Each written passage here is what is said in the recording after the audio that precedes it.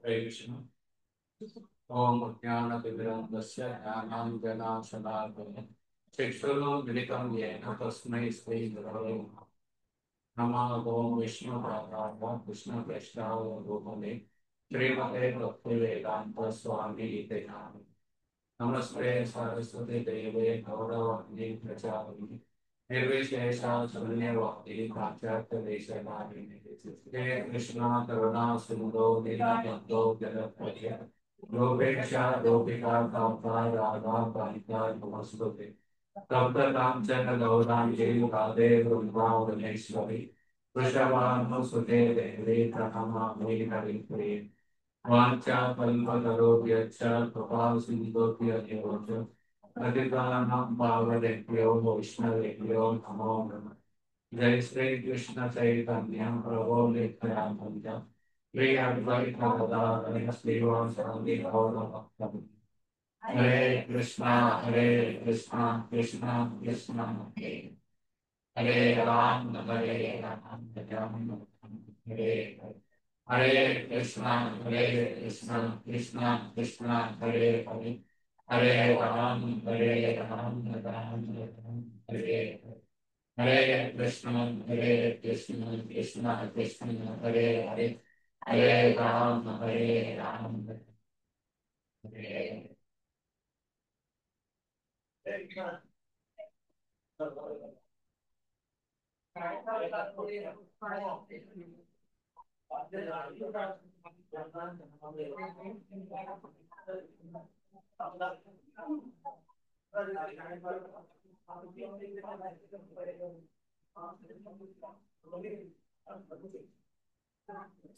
कृष्ण। మీ అందరికీ స్వాగతం। పండగపూర్ యాత్రకి బాంబే నుండి వచ్చిన వాళ్ళు, అలాగే ఆంధ్రా నుండి వచ్చారు బంధువులు భక్తులు, మీరందరూ మీ సమయాన్ని తీసుకొని ఈ పండగపూర్ ధామానికి వచ్చాము. ఇది చాలా విశేషమైనది. అందరికీ దొరకని అదృష్టం. ఏ ధామానికి వెళ్ళాలన్నా సరే మన కృషితోటి వెళ్ళలేము, టికెట్ కొనుక్కొని వెళ్ళలేము. ధామంలోకి వెళ్ళాలంటే భగవంతుడి యొక్క అనుమతి కావాల్సిందే. అందుకే చూస్తే చాలా సార్లు అంతా సిద్ధమై ఉన్న వాళ్ళు ఒక్కోసారి చివరిలో క్యాన్సిల్ అయిపోతారు. అసలు ఏ ప్లాన్ చేసుకున్న వాళ్ళు చివరిలో భగవంతుడు లాగేస్తారు ఇటు సైడ్కి. విధంగా మనం టికెట్ కొని వెళ్ళలేము ధామానికి వెళ్ళాలంటే. అదే భక్తుల యొక్క కృప, భగవంతుడి యొక్క కృప ఉంటేనే ఇది కుదురుతుంది. సో విష్ణుమూర్తిని అనేక గ్రామాల్లో పూజిస్తారనమాట. మన ఆంధ్రాలో ఎక్కడ ఫేమస్?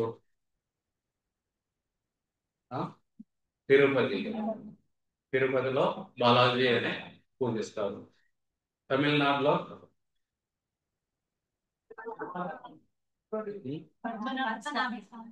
అది కేరళ, అనంత పద్మనాభ స్వామి, గురువాయూరప్ప, వీళ్ళిద్దరు కేరళలో. తమిళనాడులో రంగనాథ స్వామి, శ్రీరంగం. అలాగే కర్ణాటకలో ఉడిపి కృష్ణ.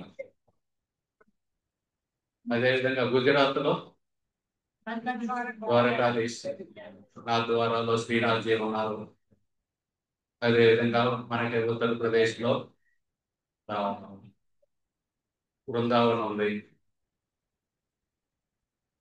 వెస్ట్ బెంగాల్లో మాయాపూర్ ఉంది. ఇలా అన్ని ప్రదేశాల్లో విష్ణుమూర్తి పూజలు ఉంది. ఈ మహారాష్ట్రలో ఒరిస్సాలో జగన్నాథ స్వామి, మహారాష్ట్రలో విఠల్, కృష్ణుడే, కాకపోతే ఆయన పేరు మారుతూ ఉంటుంది. ఒకసారి గురువాయూరప్ప అంటారు, ఒకసారి జగన్నాథ స్వామి అంటారు, ఇంకోసారి విఠల్ అంటారు. అదే పేరు, ఆయనకి వేరు వేరు పేర్లు ఉన్నాయి అన్నమాట. సో ఇది ఈ పండరిపూర్ ధామము చంద్రభాగా నది కొండలు అన్నమాట. ఆ నదిని భీమా నది అంటారు. ఈ పేర్లన్నీ గుర్తు పెట్టుకోండి, చివరిలో విజులుతుంది. భీమా నది ఇక్కడికి వచ్చే సమయానికి, పండర్పూర్ వచ్చే సమయానికి స్ట్రైట్ గా వస్తుంది కదా, ఇక్కడ ఒక నెలవంక లాగా మారి మళ్ళీ ప్రవర్తిస్తుంది అన్నమాట. ఒక అర్ధచంద్రాకారం తీసుకుంటుంది ఇక్కడ. అందుకని చెప్పి చంద్రభాగ అని అంటారు ఈ నదిని. భీమా నది లేదా చంద్రభాగ నది అంటారు. ఇక్కడికి ఈ భగవంతుడు ఈ ద్వాపర యుగం నుండి కాదనమాట. ఇక్కడ ఉన్న మూర్తి 28 దివ్య యుగాల క్రితం నుండి ఇక్కడే ఉంది. ఒక దివ్య యుగం అంటే సత్యయుగం, త్రేతాయుగం, ద్వాపర యుగం, కలియుగం కలిపితే ఒక దివ్య యుగం అంటారు. అలా 28 దివ్య యుగాల క్రితం నుండి ఆ మూర్తి ఉంది అక్కడ. ఇప్పుడు వచ్చిన మూర్తి కాదు. ఎందుకంటే కృష్ణుడు ప్రతి యుగంలోనూ వస్తారనమాట. సో అప్పుడెప్పుడో చేసిన లీల అన్నమాట అది. అప్పుడు ఆ, శ్రీమతి రాధారాణి ఒకసారి ద్వారకా నగరానికి వెళ్ళారు. ద్వారకా నగరానికి వెళ్తే అక్కడ కృష్ణుడు శ్రీమతి రాధారాణి తోటి ఎంతో ప్రేమగా ఉంటున్నారు అనమాట. ఎంత ప్రేమగా ఉంటున్నారంటే ద్వారకా రాణుల కంటే కూడా ఎక్కువ ప్రేమగా ఉంటున్నారు శ్రీమతి రాధారాణి తోటి. ఎందుకంటే ఆమె యొక్క భక్తి ఎక్కువ. అది చూసి భార్యగా రుక్మిణీదేవికి కొంచెం అలక అనిపించింది అనమాట. ఈ రాధారాణికి ఎక్కువ ప్రేమ చూపిస్తున్నారని చెప్పి వెంటనే ఆమె ఆ అలకతోటి ఇక్కడికి వచ్చారనమాట. ఈ పక్కనే ఒకటి ఉంటుంది దిండీర వనం అని. ఆ దిండీర వనానికి వచ్చారు. వస్తే కృష్ణుడు కూడా ఆమెను ఎలాగో ఒకలాగా ఆ, ఆమె అలక తీర్చాలి, నేను క్షమించమని అడుగుదానని చెప్పి వస్తారనమాట ఇక్కడికి. ఇక్కడికి వచ్చి ఆ దిండీర వనంలో ఆ రుక్మిణీదేవిని ఏదో విధంగా ప్రసన్నం చేసుకోవాలని ప్రయత్నం చేస్తుంటారు, కానీ ఆమె వినరన్నమాట. అదే సమయంలో ఈ పండరీపురంలో ఒక భక్తుడు ఉంటాడు, పుండరీక అని. ఇవన్నీ మీరు సినిమాలో కూడా చూస్తుంటారు, పాండురంగ మహత్యం, ఇంకా పాండురంగడు, ఇలా 2 3 సినిమాలు వచ్చినాయి దీని మీద. ఆ పుండలీకుడు ఇక్కడ ఉంటారనమాట. ఆ పుండలీకుడు విపరీతమైన ఆ దుష్టుడు. మొదట్లో వాళ్ళ అమ్మా నాన్నను సరిగా చూసుకునేవాడు కదనమాట. వాళ్ళ అమ్మా నాన్నని హింసించేవాడు. తర్వాత వాళ్ళు ఆయనకు పెళ్లి చేశారు. పెళ్లి చేసినాక ఇంకా హింసించడం ఎక్కువ చేశాడు అనమాట. ఈ మధ్యలో కూడా చెబుతారు కదా, ఆ వాళ్ళ అమ్మా నాన్నలు బతికున్నప్పుడేమో సరిగా పెట్టరు తిండి, చనిపోయినాక అది పితృపక్షంలో 50 ఐటెంలు 60 ఐటెంలు. సో అవి చెయ్యాలి. పితృపక్షంలో కూడా పిండదానం చేయాలి, కానీ బతికున్నప్పుడు కూడా వాళ్ళకి ఆ అన్న పెట్టాలన్నమాట. అయితే ఈ ఈయన బాగా హింసిస్తున్నాడు అనమాట అమ్మా నాన్నల్ని. ఈయన పెళ్లి వాళ్ళు తట్టుకోలేక ఇంట్లో ఉండి బాధపడే ఎందుకంటే ఇంటి పోరు ఇంతెంత కాదయా ఏదో ఉంటుంది కదా సామెత.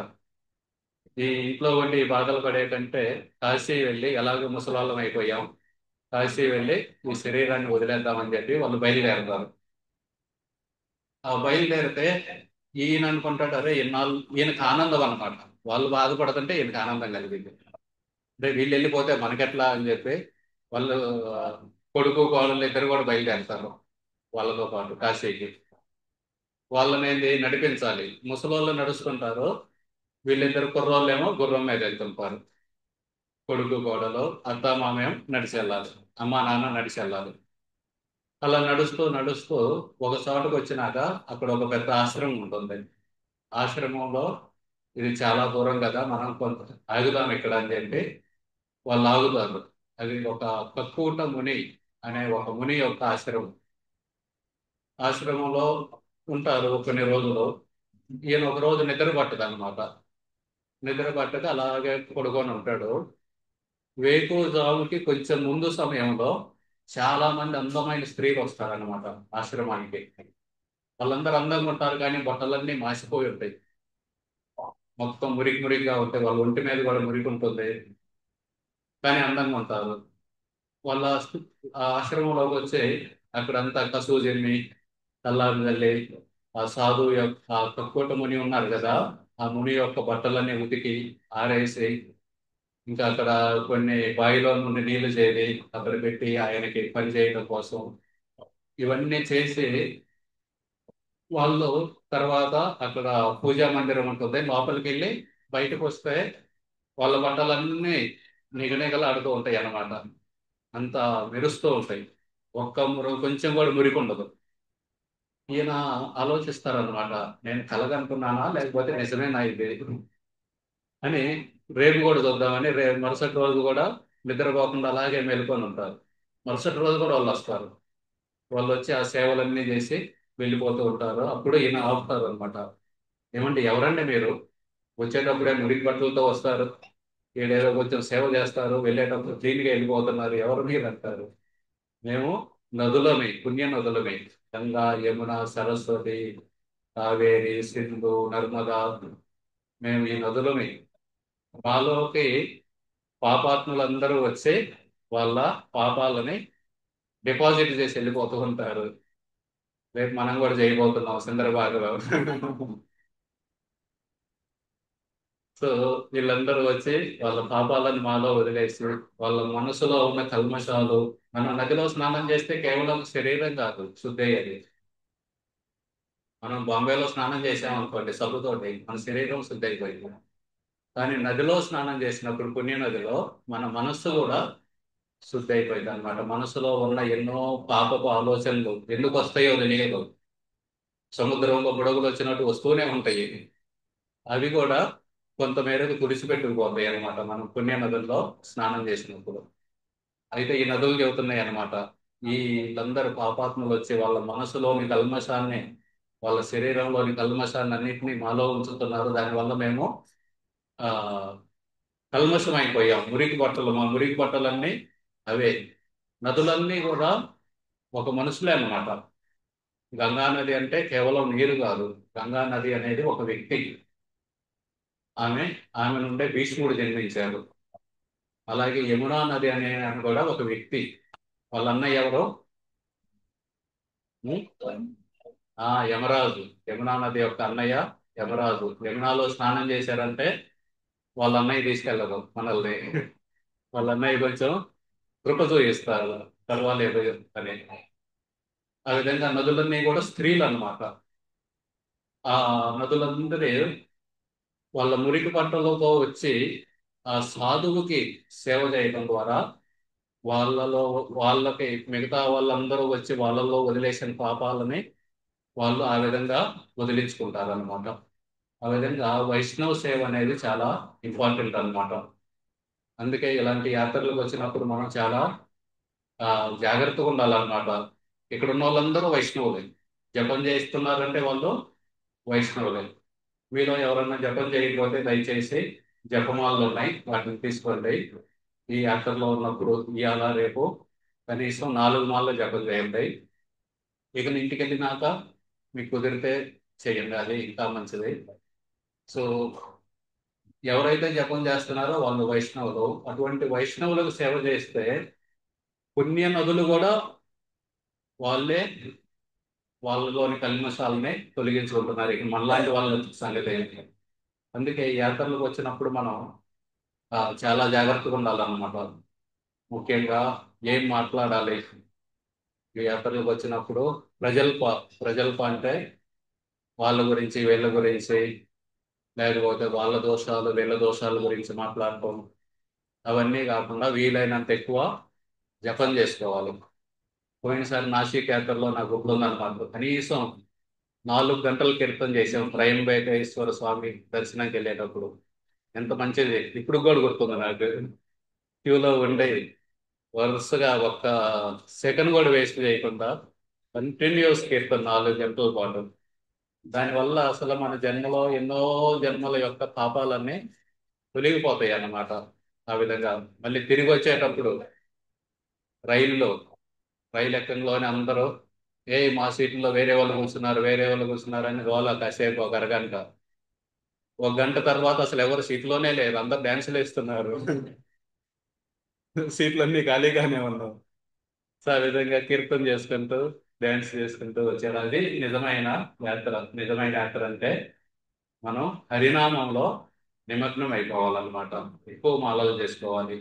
మన నాలుక నుండి ఎటువంటి ఆ, వాళ్ళని వీళ్ళని దూషించే మాటలు, వాళ్ళని వీళ్ళ గురించి ఆ, పుకార్లు, ఇవన్నీ చెప్పుకోకూడదు అనమాట యాత్రలో.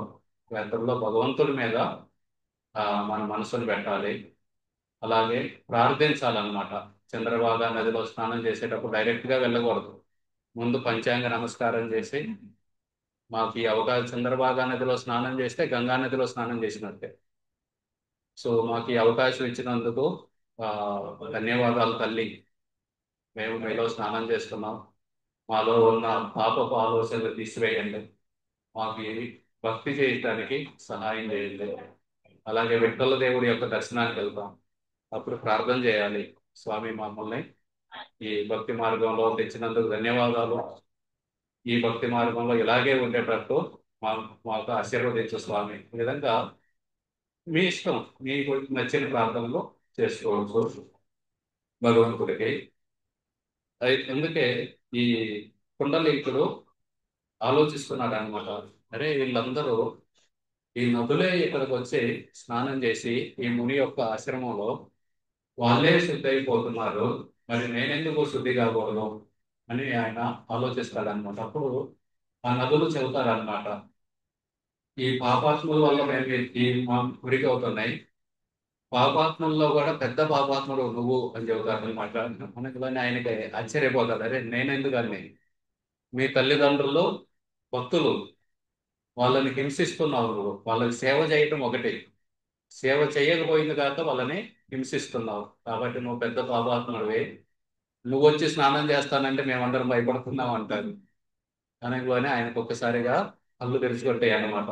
మొట్టమొదటిసారిగా "ఏయ్, ఆ, ఇట్లానా" అని చెప్పి ఇక నువ్వు అప్పటి నుండి వాళ్ళ అమ్మా నాన్నకి సేవ చేయటం మొదలు పెడతాడు అనమాట. అప్పటి నుండి వాళ్ళ అమ్మా నాన్నకి సేవ చేయటం, మళ్ళీ తిరిగి వస్తారు. తిరిగి వచ్చి పండరపురానికి వాళ్ళ అమ్మా నాన్నకి సేవ చేస్తూ, ఎంత సేవ చేస్తున్నారు అంటే భక్తి కూడా చేస్తున్నారు, తల్లిదండ్రులకి సేవ చేస్తున్నారు. ఇదే సమయంలో ఆ దిండీర వనంలో కృష్ణుడు వచ్చారు. ఎందుకంటే రుక్మిణీదేవి అలిగారు, రుక్మిణీదేవి రాధారాణికి ఎక్కువ ప్రేమ చూపిస్తున్నారు అని చెప్పి రుక్మిణీదేవి ఇక్కడికి వచ్చారు. ఆ ఆమె కోసమని కృష్ణుడు వచ్చారు ఇక్కడికి. అప్పుడు కృష్ణుడు సరే రుక్మిణీదేవి ఎలాగో అలకమానట్లేదు, కనీసం పక్కనే పుండరీకుడు ఉన్నాడు నా భక్తుడు, ఆయన కలిసి వద్దామని చెప్పి ఇక్కడికి వచ్చారనమాట. కృష్ణుడు ఇక్కడికి వచ్చినప్పుడు కృష్ణుడు అడిగారు అనమాట ఆ పుండరీకుడిని. కృష్ణుడు వచ్చిన సమయానికి ఆ పుండరీకుడు వాళ్ళ అమ్మా నాన్నలకి కాళ్ళకి మసాజ్ చేస్తూ ఉన్నారు అనమాట. ఆయన వచ్చి నిన్ను కలవాలనుకుంటున్నాను అనగానే ఆ పుండరీకుడు, నాకు ముందు వీళ్ళు వైష్ణవులు, వీళ్ళు వైష్ణవ సేవ ముందు, తర్వాత మీ సేవ, వస్తాను మీ దగ్గరికి కూడా వస్తాను. అప్పటి వరకు ఈ ఇటుక ఉంది కదా, ఈ ఇటుక మీద నుంచోండి అని చెప్పి ఆ ఇటుకని ఇసిరేస్తారు అనమాట అక్కడికి. భగవంతుడు దాని మీద ఎక్కి నడుముల మీద చేతులు పెట్టుకొని ఎప్పుడు వస్తాడా ఎప్పుడు వస్తాడా అని ఎదురు చూస్తూ ఆయన అదే రూపాన్ని ధరిస్తారనమాట. ఆ విధంగా విఠల దేవుడి యొక్క ఆవిర్భావం ఈ పండరీపురంలో జరిగింది. ఆ ఇటుక కూడా ఎవరో కాదనమాట, ఇంద్రుడు. ఆ ఇటుక ఎలాగైతే వృత్రాసురుని చంపినప్పుడు ఆ వృత్రాసుడు కూడా గొప్ప భక్తుడు. ఆ వృత్రాసుడు ఇంద్రుడికి శాపం పెడతారనమాట, నువ్వు ఇటుకగా మారు అని. ఇంద్రుడు అడుగుతారు, మరి నా మోక్షం ఎప్పుడంటే కృష్ణుడు వచ్చి నీ మీద నుంచుంటారో అప్పుడు నీకు ముక్తి కలుగుతుంది అని. ఆ ఇటుకే ఇదన్నమాట. ఆ ఇటుకని ఆ పుండరీకుడు వేయగానే కృష్ణుడు వెళ్ళి ఆ ఇటుక మీద నుంచుంటారు, అప్పుడు ఇంద్రుడికి కూడా ముక్తి కలుగుతుంది. ఆ విధంగా ఈ పండరీనాథుడు అలా చేతులు నిలబెట్టి ఇట్లా ఉంటారు కదా, దాని అర్థం ఏంటంటే ఈ జన్మ మృత్యు జరా వ్యాధి సంసారం ఉంది కదా, దీన్ని సాగరంతో పోలుస్తారు. సాగరం అంటే సముద్రం. సముద్రం దాటడం సులభం కాదు. ఎంత లోతు ఉండేది, ఒక్కోసారి 2 కిలోమీటర్ల లోతు ఉండేది. దాన్ని ఏ కూడా వేయలేం, దాటలేం. అందుకే పండరనాథుడు చెబుతున్నారు, నా శరణం తీసుకుంటే ఈ జన్మ మృత్యు జరా వ్యాధి ఈ సముద్రం ఉంది కదా, ఇది ఇంత లోతే ఉండేది మీకు, మా ఈ నడుములోతే ఉండేది. మనం కూడా ఎవరన్నా లోపలికి వెళ్ళారు అనుకోండి, స్విమ్మింగ్ పూల్లో అడిగాము అనుకోండి ఎంత లోతు ఉందంట, "ఆ, ఇక్కడ దాకే ఉందిరా రా" అని పిలుస్తుంటారు. సో విఠల దేవుడు కూడా అదే చదువుతున్నారు, ఏం భయపడదు భయపడదు, ఇంత లోతే ఈ సాగరం అనేది, నువ్వు ఈజీగా దాటొచ్చు.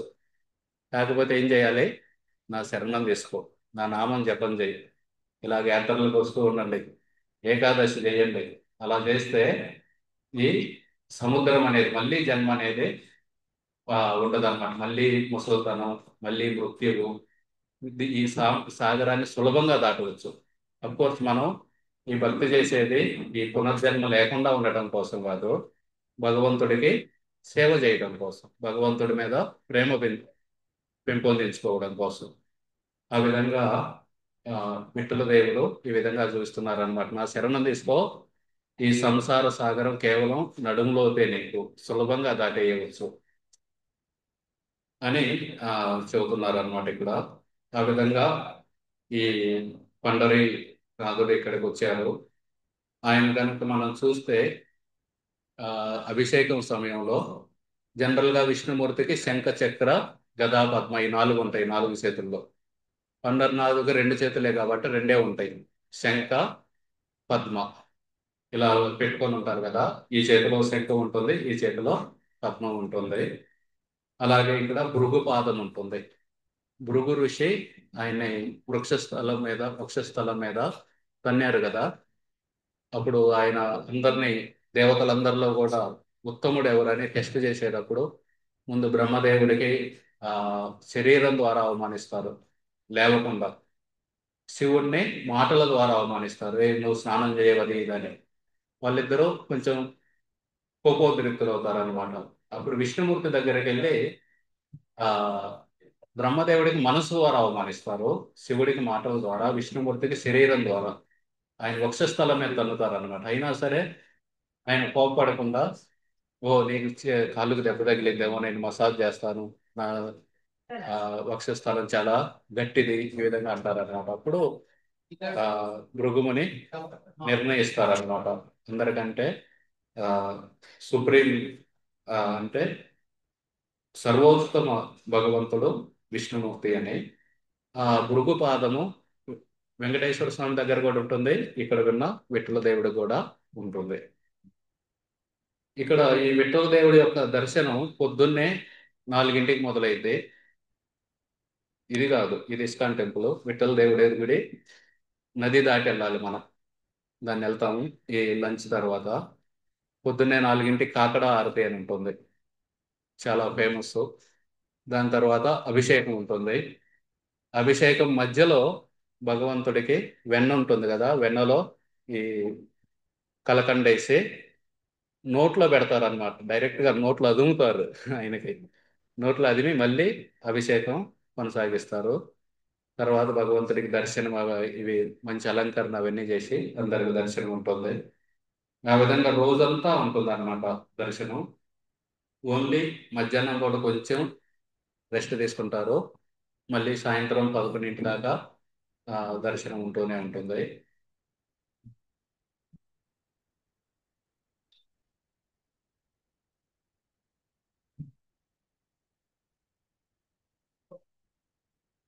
అలాగే శంకరాచార్యుల వారు ఇక్కడ ఈ మూర్తి గురించి పాండురంగ అష్టకం అని రచించారన్నమాట. అది కూడా గుడిలో రాసి ఉంటుంది. పరబ్రహ్మలింగం భజే పాండురంగం అని ప్రతి 8 శ్లోకాల్లో చివరి లైన్ ఆ విధంగా ఉంటుంది అనమాట. పరబ్రహ్మలింగం భజే పాండురంగం అట్లా. అదేవిధంగా ఈ గుడికి సంబంధించి ఎంతో మంది భక్తులు ఉన్నారన్నమాట. అలాగే దిండి అని ఉంటుంది, మీ అందరికీ తెలుసు. బాంబే ఉన్న వాళ్ళకి, ఆంధ్రా నుండి వచ్చిన వాళ్ళకి తెలియకపోవచ్చు. దిండి ఊరేగింపుని ఆ ప్రతి ఏకాదశికి ఒక పండుగ ఉంటుంది ఈ గుడిలో, ముఖ్యంగా ఆషాఢ ఏకాదశికి. ఆషాఢ ఏకాదశి సమయంలో భగవంతుడు నిద్రలోకి వెళ్తారు. మొన్న అయింది కదా ఉత్తాన ఏకాదశి, ఆ సమయానికి భగవంతుడు మళ్ళీ లేస్తారు. ఆ ఆషాఢ ఏకాదశి అప్పుడు ఎంతో మంది వస్తారన్నమాట, 7 లక్షల మంది వస్తారు పంढरपुराనికి. ఆ 7 లక్షల్లో కూడా 2 లక్షల మంది నడిచి వస్తారు, వేరు వేరు చోట్ల నుండి. వేరు వేరు ఆలంది నుండి జ్ఞానేశ్వర మహారాజా పల్లకి వస్తుంది, అట్లా వేరు వేరు చోట్ల నుండి 2 లక్షల మంది ఆ ఆలంది నుండి 18 రోజులు నడిచి వస్తారు. ఇక 18 రోజుల పాటు వాళ్ళు పడుకోవడం, తినడం అన్ని రోడ్డు మీద. అంత తపస్సుతోటి, అంత శ్రద్ధతోటి వాళ్ళు వాళ్ళు వండుకోవడం కూడా రోడ్డు మీదే. వాళ్ళు నడిచి వస్తూ ఉంటారు కదా, నడిచి వస్తూ ఉంటే ఒక 2 3 ముందు వెళ్ళిపోతారు వంట చేయడానికి. ఈ గ్రూప్ ప్రతి గ్రూప్ లో 50 నుండి 500 మంది దాకా ఉంటారంట. వాళ్ళందరూ ఇకన మన గ్రూప్ ఎక్కడ ఉంది, ఎలాగైతే ఒక దూడ ఆవుల మందలో ఎన్ని ఆవులు ఉన్నా సరే తల్లి దగ్గరికి డైరెక్ట్గా వెళ్ళింది, అలా వీళ్ళందరూ కూడా వాళ్ళ వంట ఎక్కడ ఉందో అక్కడికే వెళ్ళిపోతారు అన్నమాట. అలాగే పెద్ద దిండి ఉంటాయి కదా, వాళ్ళైతే ఇక్కడ వచ్చిన వాళ్ళందరికీ పెడతారు పెద్దగా ఎక్కువ ఉండి. ఆ విధంగా ఎంతో ఆ తపస్సుతోటి 2 లక్షల మంది నడకతోటి ఆషాఢ ఏకాదశికి ఈ పండరపురం వచ్చి అందరూ ఆ 3 కిలోమీటర్ల దూరంలో ఒక ఊరు ఉంది, ఏదో వార్కైలో ఏదో, అక్కడ నుండి అన్ని చోట్ల నుండి నలుగు దిక్కుల నుండి వస్తారు కదా, అక్కడికి వచ్చేదంటే ఒక పెద్ద సముద్రంలా తయారైంది, మనుషుల సముద్రంలా తయారైంది. అందరూ నడుచుకుంటూ వెళ్ళి పండరపూర్ చుట్టూ పరిక్రమ చేసి ఇక చివరికి ఆ రోజు 7 లక్షల మంది దర్శనం చేసుకోవాలి. త్వరగా ఈ ఒక ఒక సెకను 2 సెకండ్లో దొరికింది అంతే దర్శనం. ఆ 18 రోజులు నడక్కి ఆ 2-3 సెకండ్ల యొక్క దర్శనంతో వాళ్ళకి ఆ పరిపూర్ణత అయిపోయింది మా జీవితం. అంత శ్రమపడి ఇక్కడికి వచ్చాము. ఆ విఠల దేవుడి యొక్క దర్శనం కొంచెం దొరికినా చాలు మాకు, ఎవరు తిరిగి వెళ్ళరు దర్శనం చేసుకోకుండా. సో అటువంటి విఠల దేవుడి దర్శనం మనకు కూడా అవబోతుంది ఈరోజు. ఆ భగవంతుడి దర్శనం మనందరికీ ఆయన ఎంతో కృపతోటి మనల్ని ఇక్కడికి రానిచ్చారు. ఇక్కడ ఆ, ఎంతో మంది భక్తులు ఉన్నారు. ఒక ఆయన పేరు చోకా మేళా. ఆ చోకా మేళా అనే భక్తుడు ఎంతో గొప్ప భక్తుడు అనమాట విఠల దేవుడికి. ఆయన ఒకసారి ప్రమాదం జరిగింది అనమాట. గోడ పక్కన వీళ్ళందరూ ఉంటే ఆ గోడ పడిపోయింది. పడిపోతే 12 మంది చనిపోయారు. 12 మంది చనిపోతే ఇక అందరూ కలిసి చనిపోయారు కదా అని ఒక గుంట తవ్వి 12 మందిని కలిపి ఆ సమాధి చేశారు. సమాధి చేస్తే భగవంతుడికి తెలుసు అనమాట, శోకమేళకేంది నా సమాధి పండర్పూర్ గుడిలో ఉండాలి అని ఆ పూజారికి చెప్పారనమాట. ఆయనకి ఎప్పటి నుండో కోరిక పండర్పూర్ గుడిలో ఆయన సమాధి ఉండాలని చెప్పి. కాబట్టి వెళ్ళి ఆయన ఎముకలు తీసుకురా అని చెబుతారు. ఆ సమాధితో అది సమాధితో అయితే 12 మంది ఎముకలు మిక్స్ అయ్యి ఉంటాయి, కలిపి సమాధి చేశారు కదా. ఇక నా పూజారి అడుగుతారు అనమాట భగవంతుని, ఎలా గుర్తుపట్టాలి చౌక మీద ఎముకలు ఏవో అందరికి కలిపే ఉన్నాయని. ఒక్కొక్క ఎముకను తీసుకొని నీ చెవు దగ్గర పెట్టుకో, ఆ ఎముక నుండి వస్తుంది, ఏమొస్తుంది, హరినామం వస్తుంది. అది చోకమేళ యొక్క ఎముక. వాటన్నిటిని తీసుకొని వచ్చి ఇక్కడ గుడిలో సమాధి చేయి. ఆ విధంగా ఆ అంత గొప్ప భక్తులు ఉన్నారనమాట. ఇంకొక ఆమె పేరు కానవ పాత్ర.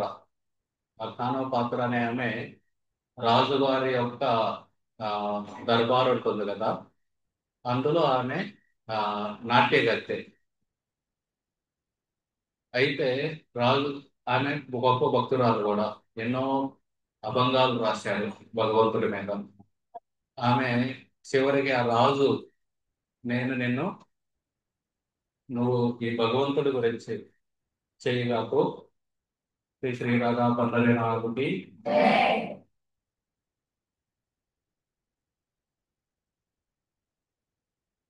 నువ్వు భగవంతుడి గురించి ఇవన్నీ రాయగాకు, నేను నిన్ను పెళ్లి చేసుకుంటాను అని చెబుతారనమాట. కానీ ఆమెకి ఇష్టం ఉండదు.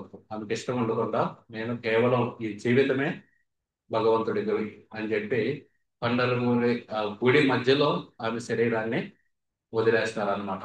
మనం దర్శనంకి వెళ్ళేటప్పుడు ఒక చోట మెట్లు నుండి దిగుతూ ఉంటే పైన ఒక చెట్టు లాంటిది ఉంటుంది అనమాట. అది ఆమె సమాధి నుండి పుట్టింది. ఆ దాన్ని తాకితే ఆమె యొక్క ఆశీస్సులు తీసుకున్నట్టే. మీరు మెట్లు దిగేటప్పుడు ఆ చెట్టు ఉంటుంది, ఎండిపోయే చెట్టు, దాన్ని ఆ, తాకొచ్చు అందరూ. దాని తర్వాత నామదేవ్ అని ఒక గొప్ప భక్తుడు ఉండేవాడు అనమాట. ఆ నామదేవునికి వాళ్ళ నాన్న చెబుతాడు అనమాట, నువ్వు ఇప్పుడు భగవంతుడికి నైవేద్యం పెడుతున్నాడు. అట్లాగే వాళ్ళ నాన్న చెప్పారనమాట, నేను కొంచెం బయటకు వెళ్తున్నాను, భగవంతుడికి నైవేద్యం పెట్టాను. నామదేవుడు నైవేద్యం పెడతారు విఠల దేవుడికి. నైవేద్యం పెట్టి ఒక పావు గంట ఆగి తిరిగి వచ్చి చూస్తాడు, ప్లేట్లు అలాగే ఉంటుంది. మీరు తినలేదు, నేను పెట్టాను మీరు తినలేదేని అంటారు అనమాట. భగవంతుడు చెబుతారు, నేను తిన్నాను, నేను కళ్ళతో తింటానని. అంగాని యస్య సకలేంద్రియ వృత్తి మాంతి. భగవంతుడు ప్రతి అంగంతో కూడా వేరే అంగం యొక్క పని చేయగలరు. కళ్ళతోటి వినగలరు, కళ్ళతోటి ఆయన మొత్తం సృష్టించగలరు. ఈ మొత్తం సృష్టి అంతా వచ్చింది మహావిష్ణువు యొక్క దృష్టి ద్వారా. సో అప్పుడు ఆయన చదువుతారు, లేదు లేదు మా నాన్న చెప్పారు మీకు నైవేద్యం పెట్టమని, మీరు తినకపోతే ఆయన వచ్చి నన్ను తిడతారు, మీరు తినాల్సిందే అంటారు. ఆయన నేను తిన్నాను అంటారు, మీరు తినకపోతే నా తల తీసుకెళ్ళి ఆ గోడ ఉంది కదా గోడకేసి కొట్టుకుంటాను అంటారు. అప్పుడు ఈ రెండు చేతుల్లో నుండి ఒక చెయ్యి తీసి నిజంగా తింటారు భగవంతుడు ఆ పిల్లాడి కోసం. అంత గొప్ప భక్తుడు అనమాట రాముడేయుడు. మన సంప్రదాయంలో కూడా ఆ రఘునందన్ ఠాకూర్ కూడా అదే విధంగా కనిపిస్తారు.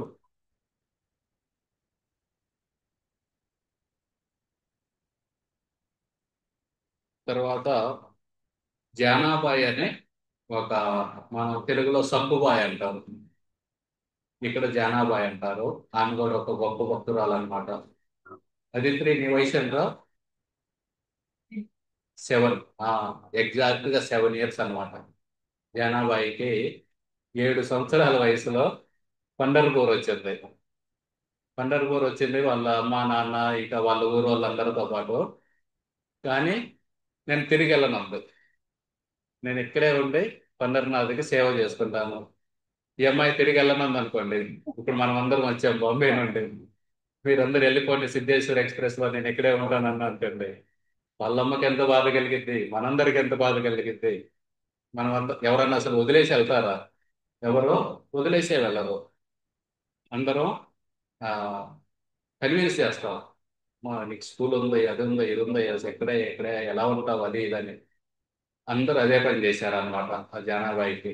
నువ్వు ఎలా ఉంటావు ఇక్కడ ఒక్కదానివి, అట్లా ఉండడం కుదరదు అని బతిమలాడి బతిమలాడి రోజుల తరబడి బతిమలాడినా సరే నేను రానని చెప్పింది అనమాట. నేను ఈ గుడిలోనే ఉంటాను, మీరందరూ వెళ్ళిపోండి. ఇక వాళ్ళంతా ఆ బాధతోటి వాళ్ళందరూ తిరిగి వెళ్ళిపోయారు అనమాట. తిరిగి వెళ్ళిపోతే ఈ అమ్మాయి ఒకటే కూర్చొని ఉంది గుడిలో. అప్పుడు నామదేవ్, సంత్ నామదేవ్ వచ్చి, ఎవరమ్మా నువ్వు అంటే, నీకు ఎవరన్నా, ఎవరు మీ అమ్మా నాన్న ఎవరంటే, మా అమ్మ విట్టలదే, నా నాన్న విట్టలదే, నా బంధువులే విట్టలదే, నాకు ఇంకెవరు లేదని. అంటే సరే ఈ అమ్మాయి భక్తి ఉన్నట్టు ఉందని చెప్పి వాళ్ళ ఇంటికి తీసుకెళ్తారు అనమాట. వాళ్ళ ఇంటికి తీసుకెళ్ళి వాళ్ళ ఇంట్లో ఆయన చిన్న చిన్న పనులు ఇచ్చి ఆ విధంగా ఉంటూ ఉంటుంది. ఒక రోజు తుఫాన్ వచ్చింది. తుఫాన్ వచ్చి ఆ నామదేవుడి యొక్క ఇల్లు ఉంది కదా, ఇంటి కప్పు ఎగిరిపోయింది. ఎగిరిపోయి ఇక వెంటనే విఠల దేవుడు అంటే, అరే తుఫాన్లో వర్షం పడితే నా భక్తులు వాళ్ళ ఇంట్లో అని తడిసిపోతాయి అని సుదర్శన చక్రం పొందుతారు అనమాట. సుదర్శన్ అంత వాన పడుతుంది, ఒక్క ఒట్టు కూడా ఇంట్లో పడదు. చివరికి కాసేపు అయినాక నామదేవ్ అయిన తర్వాత భగవంతుడు వచ్చి, విఠల దేవుడు వచ్చి ఆ కప్పు మళ్ళీ వేస్తూ ఉంటాడు. నామదేవ్ చూస్తారనమాట నిద్రలేసి, స్వామి మీరేం చేస్తున్నారు ఇక్కడంటే, ఈ గాలివాన వచ్చి ఈ ఇంటి కప్పు కొట్టుకుపోయింది, నేను మళ్ళీ వేస్తున్నాను అంటారు. మీరు వేయకూడదు, మీరు చేయకూడదు ఇవన్నీ అని చెప్పి లోపలికి తీసుకెళ్ళి ఆయనకి వాళ్ళ భార్య అందరికి భోజనాలు పెట్టింది అనమాట. విఠల దేవుని కూడా కూర్చోబెడతారు, మిగతా వాళ్ళ కుటుంబ సభ్యుల్ని. విఠల దేవుని తింటూ ఉంటారు. నాకు ఆనందంగా లేదు ఎందుకు అంటారు. ఎందుకంటే ఆ జానాబాయి బయటే ఉంటుంది అనమాట. ఆమె అనుకుంటూ ఉంటుంది, అదే వీళ్ళందరూ తింటున్నారు నన్ను పిలవలేదు భగవంతుడు అని. అందుకని చెప్పి ఇక వెంటనే, అందుకు స్వామి మీకు ఆనందంగా లేదనగానే వెంటనే భగవంతుడి ప్లేట్ లో ఎంత మిగిలిందో అది తీసుకెళ్ళి ఆ జనాభాయికి ఇస్తారనమాట. ఆమె పక్కనే ఉంటుంది, ఆమె గుడిసె పక్కన ఉంటుంది. ఆమె ఆ గుడిసెలో వెళ్ళి ఉంటే భగవంతుడు కాసేపు, నామదేవు భగవంతుడు ఇద్దరు ఒకే బెడ్ మీద పడుకొని కాసేపటికి ఆయన లేచి ఆ జనాభాయి దగ్గరికి వెళ్తారనమాట. జనాభాయి దగ్గరికి వెళ్ళి ఆమె తిరగలతోటి జొన్నలు ఉంటాయి కదా, జొన్నల్ని పిండిలా చేయాలి. భగవంతుడు నేను తిప్పుతాను, నువ్వు పాడుతూ ఉండు అని చెప్పి ఆయన తిరగలతోటి, ఇప్పుడు కూడా ఉందా తిరగలి, రేపు వెళ్తాం మనం గోపాల్పూర్ అని, అక్కడ జానాబాయి వాడిన తిరగలి ఇప్పుడు కూడా ఉంది. ఆ, తిప్పిన తర్వాత భగవంతుడు చెబుతారు అనమాట, సరే ఆ, అలా కాసేపు ఉన్న సమయానికి మంగళారతి సమయం అవుతుంది. అక్కడ ఆరతి స్టార్ట్ అయింది కదా విఠల దేవుడి టెంపుల్లో. జానాబాయి చెబుతుంది అనమాట, స్వామి 4 అవుతుంది, కాకడ ఆరతి స్టార్ట్ అయింది, మీరు ఇంకా ఇక్కడే ఉన్నారు. ఆ భక్తులందరూ ఎదురు చూస్తుంటారు మీకోసం అనగానే ఆయన ఉత్తరీ తీసుకొని పరిగెడతారు అనమాట, టెంపుల్ ఓపెన్ చేస్తారని చెప్పి. ఆ తొందరలో ఆ జానాబాయి ఉత్తరీ తీసుకొని వెళ్తారు. జానాబాయి శాలువా తీసుకొని వెళ్తారు అనమాట. ఆయన శాలువా ప్లస్ ఆయన మెడలో ఉన్న ఒక నెక్లెస్ అక్కడే మర్చిపోతారు. మర్చిపోయి ఇంక నా విధంగా వెళ్తే ఇక పూజారులు మంత్రాలన్నీ చదివి డోరు తీస్తారు. డోరు తీయగానే భగవంతుడు మూర్తి ఉంది కదా, మూర్తి మీద ఒక పాత శాలువా ఉంటుంది. కొంతమంది గుర్తుపడతారు, ఈ పాత శాలువాది జానాబాయిది శాలువా, భగవంతుడి శాలువా ఏమైంది? అలాగే ఆయన మెడలో నెక్లెస్ కూడా కనబట్టలేదు. ఒకసారి అడుగుదాం ఆవినని వాళ్ళ ఇంటికి వచ్చి అడుగుతారు అనమాట, నువ్వేమైనా తీసుకున్నావు భగవంతుడి శాలువా నెక్లెస్ అని. నాకేం తెలియదు అనేది అనమాట. ఏమి ఇలాగే చెప్పింది ఎతకండి అని చెబుతారు. ఇల్లు మొత్తం ఎదిగితే ఆ శాలువా ఆ నెక్లెస్ దొరుకుతాయి అన్నమాట. నువ్వు రాత్రి గుడిలోకి దొంగతనంగా వెళ్ళి ఈ రెండు దొంగతనం చేసుకొని వెళ్తావా, ప్లస్ నీ శాలువా ఆడబెట్టి వెళ్తావా, నీ సంగతి ఎట్లా కాదని చెప్పి తీసుకొచ్చి ఆ చంద్రబాగా నది ఒడ్డు మీద ఒక పెద్ద ఇనప స్తంభం ఉంటుంది అనమాట. ఆ ఇనప స్తంభానికి కట్టేస్తారు. కట్టేసి ఆమెని శిక్షించాలి అని చెప్పి. అప్పుడు భగవంతుడు వెంటనే ఆ ఇనప స్తంభాన్ని నీళ్ళల్లా మారుస్తారనమాట. నీళ్ళల్లా మారగానే మొత్తం కుప్పకూలిపోయింది స్తంభం. కుప్పకూలిపోయి ఆ తాళ్ళన్నీ కూడా కింద పడిపోతాయి. వెంటనే వాళ్ళందరికీ అర్థమైంది అనమాట, ఏమైందో గొప్ప భక్తురాలు మనమే అనవసరంగా అనుమానించామని చెప్పి. ఆ విధంగా జానాబాయి కూడా ఈ విఠల దేవుడి యొక్క గొప్ప భక్తురాలు. ఇక్కడ విఠల దేవుడు ఒక పితృ ప్రేమతో ఉంటారన్నమాట. ఒక్కోసారి నాన్న ఏం చేస్తారు, ఇద్దరు ముగ్గురు పిల్లలు ఉన్నారనుకోండి, చిన్న పిల్లలు అనుకోండి, ముగ్గురిని ఎక్కించుకుంటారు. ముగ్గురిని ఆయన ఆ, ఒకరిని సంకలో, ఒకరిని భుజం మీద. మీరు కూడా ఇప్పుడు విఠల దేవుడు దర్శనానికి వెళ్తే ఈ సాధువులందరూ ఉన్నారు కదా, నామదేవుడు, జ్ఞానేశ్వర్, తోకామేళ, జానాబాయి, వీళ్ళందరిని కూడా భగవంతుడు ఒకళ్ళు భుజం మీద కూర్చొని ఉంటారు, ఇద్దరు నిలబెట్టుకొని ఉంటారు, ఒకరు ఆయన వేలు పెట్టుకొని నడుస్తుంటారు. ఇట్లా ఆ, అందరిని ఆ, తండ్రి ప్రేమతోటి చూస్తారన్నమాట ఇక్కడ ఉన్న భక్తులందరినీ. ఇంకొక ఆయన ఉంటారు, ఆయన పేరు గోరా కుంభన్. ఆయన తేరేలోకి అనే గ్రామం ఉందన్నమాట ఈ పక్కనే. ఆ తేరేలోకి అనే గ్రామంలో కుంభర్ అంటే మన తెలుగులో కుమ్మరి, కుండలు చేసేవాళ్ళు. ఆయన గొప్ప భక్తుడు, కాకపోతే ఆయన పని కుండలు చేయలేదు. ఒకసారి వాళ్ళ భార్య బావిలో నుండి నీళ్లు తీసుకొస్తామని చెప్పి వెళ్తూ ఆ చిన్న పిల్లాడు ఉన్నాడు అనమాట వాళ్ళకి. ఆ పిల్లాడిని ఇక్కడే మన భర్త ఉన్నాడు కదా, ఆయన చూసుకుంటాడులే అని చెప్పి ఆ పిల్లాడిని అక్కడ వదిలేసి ఆమె వెళ్తుంది అనమాట బావిలో నుండి నీళ్లు తీసుకొని రావడానికి. ఆ పిల్లాడు ఆడుకుంటూ ఆడుకుంటూ ఉంటాడు. ఈ గోరా తుంపర్ ఏంటంటే ఒకసారి భజనలు మొదలు పెట్టాడంటే బాహ్య ప్రపంచంలో ఏం జరుగుతుందో ఆయనకు తెలియదు. ఇంకా ఆయన మొత్తం పూర్తిగా విలీనమైపోతారనమాట. దాంతో జై జయ రామకృష్ణ హరి, జై జయ రామకృష్ణ హరి అని ఆయన పాడుకుంటూ ఆ కుండలు చేయాలంటే మట్టి కావాలి. ఆ మట్టిలో కొంచెం నీళ్లు పోసి ఆ మట్టి తొక్కుతూ భజన చేసుకుంటూ మట్టి తొక్కుతూ ఉంటాడు అనమాట. ఈ పిల్లవాడు ఆడుకుంటూ ఆడుకుంటూ బొంది ఆడుకుంటూ తెలంగాణలో ఆడుకుంటూ వెళ్ళి ఆ మట్టిలోకి వెళ్తాడు అనమాట. మట్టిలోకి వెళ్ళగానే ఈయన చూడకుండా తొక్కుతాడు ఆ పిల్లాడిని. పిల్లాడు పెద్దగా అరుస్తుంటాడు, "బా, బా" అని. కానీ ఈయన భజనలో ఉండే ఆ పిల్లాడి అరిసే అరుపులు వినపడవు అనమాట. ఈయనక ఆ మట్టి తొక్కుతూ తొక్కుతూ భజన చేసుకుంటూ తిరుగుతూ ఉంటాడు. ఇక ఆ పిల్లవాడు చనిపోతాడు మట్టిలోనే. మట్టిలోనే చనిపోయి ఇక కాసేపటికి భార్య వచ్చింది అనమాట. అరే పిల్లాన్ని ఇక్కడే వదిలిపెట్టి వెళ్ళాను, నువ్వు చూడలేదా అంటే, నేను చూడలేదు, ఎక్కడికి వెళ్ళాడు అంటారు అనమాట. అనగానే మొత్తం వెతుకుతారు. అంతా ఎదిగొచ్చి ఆ మట్టి చూస్తే మట్టి ఎర్రగుండిద్ది. అరే మట్టి ఎర్రగుందంటే నువ్వేమన్నా తొక్కేవైన పిల్లాన్ని ఇందులో వేసి అని చెప్పి మా భార్య ఏడుస్తూ ఉంటుంది అనమాట. ఏడుస్తూ ఉంటే ఇక చివరికి ఈ గోరా కుంభర్, నా వల్ల ఎంత పాపం జరిగింది, పశ్చాత్తాపంగా ఆ రెండు చేతులు ఉంటాయి కదా, రెండు చేతుల్ని నరికేసుకుంటాడు. రెండు చేతులు నరికేసుకొని ఇక నా జీవితమే ఆ, ఎంత పెద్ద తప్పు చేశానని కానీ వాళ్ళకి జీవనాధారం కుండలు చేసుకోవడం. ఇప్పుడు చేతులు లేకపోతే కుండలు ఎలా చేస్తారు? ఇంట్లో కూడా తినడానికి కూడా డబ్బులు ఉండవు అనమాట. ఆ సమయంలో విఠల దేవుడు రుక్మిణి ఇద్దరు పని వాళ్ళలా వస్తారనమాట వాళ్ళ ఇంటికి. స్వామి మాకు పని ఇప్పించండి. మీకేం పని ఇప్పిస్తాం, మాకే తినడానికి లేదంటే ఏదో ఒక పని ఇప్పించండి. మీరు కుండలు చేస్తారంట కదా, మీరు మాకు చెప్పండి నోటితోటి, మేము చేస్తాం అని చెబుతారు అనమాట. సరే అని వాళ్ళు చేయిస్తూ ఉంటే మళ్ళీ ఆయనకి డబ్బులు బాగా వస్తాయి అన్నమాట, వాళ్ళ కుటుంబం నడవడానికి. అలా జరుగుతూ ఉంటుంది. కొన్ని రోజులకి నామదేవ్ వస్తారు, సంత నామదేవ్, ఈ తేరే డోకి అనే గ్రామానికి వచ్చి ఆయన కీర్తన చేస్తూ ఉంటే విఠల దేవుడి కథ చెప్పి కీర్తన చేస్తూ ఉంటారు. అందరూ ఉండి ఆ కీర్తన అయిపోయినాక అందరూ చప్పట్లు కొడుతూ ఉంటారు. ఈయనకి చేతులు మొండి చేతులు, రెండు చేతులు ఏడదాకే ఉన్నాయి కదా, ఈయన మర్చిపోతాడు ఆ కీర్తనలో మర్చిపోయి ఈయన కూడా చప్పట్లు కొడదామని రెండు మొండి చేతులు ఎత్తుతాడు అనమాట. ఎత్తి ఎత్తి ఎత్తి అంటుంటాడు. ఆయనకి చప్పట్లు కొట్టాలన్నది కాబట్టి ఆ మొండి చేతులు ఉండి రెండు చేతులు కొడతాయి మళ్ళీ. మళ్ళీ కొట్టి ఆయన కూడా చప్పట్లు కొడుతుంటారు. అందరూ చూస్తారు అనమాట, అరే వీడికి చేతులు వచ్చినాయి, ఈయనకి చేతులు వచ్చినాయి అని చెప్పి అందరూ ఆశ్చర్యపోతారు అనమాట.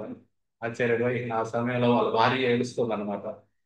స్వామి మీరు ఆయనకి చేతులు ఇచ్చారు కానీ నా బిడ్డ పోయారు, బిడ్డ చనిపోయారు, నాకు చాలా దుఃఖంలో ఉంది అని చెబితే అప్పుడు ఆ పక్క నుండి వాళ్ళ బిడ్డ అంబాడుతూ వస్తూ ఉంటాడు అనమాట. ఆ విధంగా విఠల దేవుడు చేసిన ఎన్నో లీలలు, విఠల దేవుడు యొక్క గొప్ప భక్తులు, వీటన్నిటికీ నిలయం ఈ శ్రీ పండరీపుర ధామం. ఆ ధామంలోకి రావడం మా యొక్క గొప్ప అదృష్టం. ఈ భక్తులందరిలో కూడా ఒక భక్త చూడమని ఉన్నారు. ఆయన ఎవరు? పండరిపురం అంటే ఎవరు గుర్తొస్తారు భక్తులు?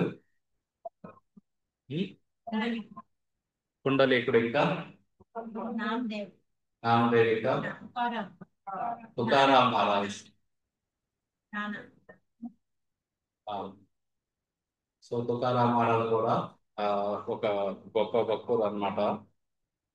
తుకారాం మహారాజ్ గురించి కూడా మన ఆంధ్రాలో ఎన్నో సినిమాలు ఉన్నాయి. భక్త తుకారాం ఒకటే ఊళ్ళో అనుకుంటా, అక్కినేని నాగేశ్వరరావుది.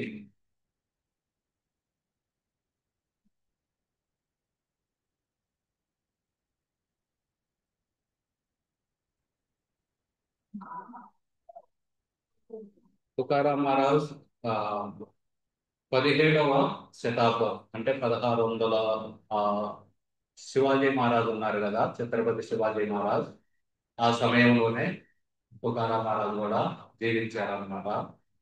ఆయన కనీసం 4500 ఆ, శ్లోకాలు, వాటిని అభంగాలు, పద్యాలు అన్నమాట, వాటిని అభంగాలు అంటారు, అవన్నీ రాశారు. ఆ, ఇప్పుడు కూడా మహారాష్ట్రలో ప్రతి పల్లెటూరులో, ప్రతి సిటీలో వాటిని అందరికి కంఠస్థం చేసుకొని మరీ పాడతారు.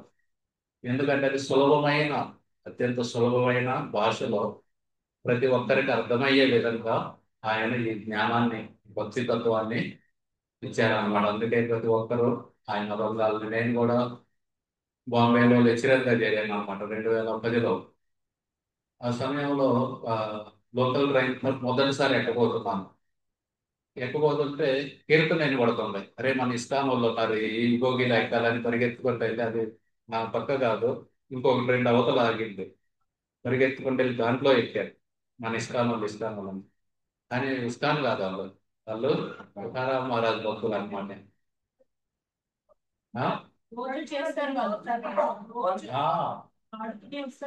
వాళ్ళందరూ ఒక ఫ్యామిలీలో తయారైపోతారు.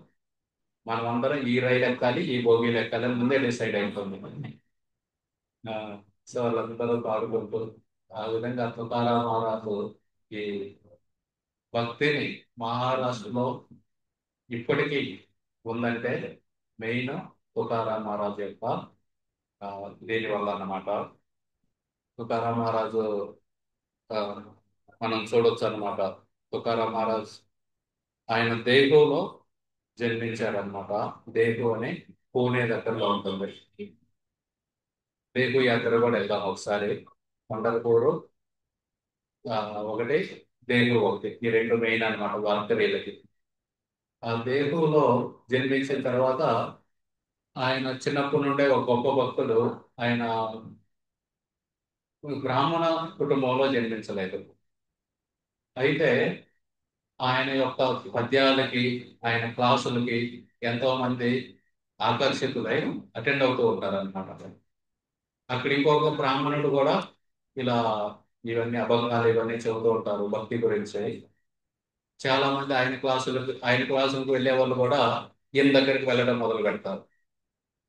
అది చూసి ఆయనకి కొంచెం ఈర్ష్య వస్తుంది అనమాట.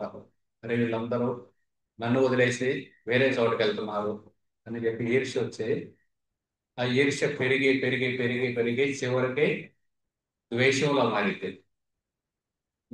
ఓన్లీ ఈర్ష్య ఉందంటే నువ్వు అవతల వ్యక్తిని హాని చేయవు.